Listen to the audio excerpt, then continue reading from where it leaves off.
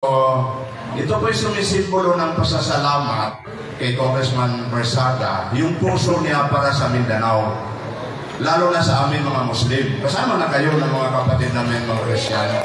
So, isusuot sa kanya ngayon, symbol po yan, at i-confer ni Sultan Atik sa kanya yung title na Dato. Okay, kanan po ang mauna, kanan. Yan po ay damit na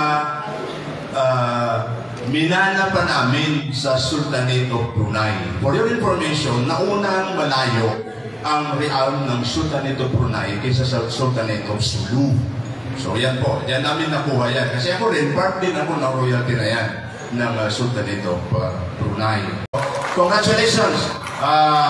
In behalf of Sultan Atik, we are conferring to the Honorable Congressman Pico Austria Barsaga the title Dato.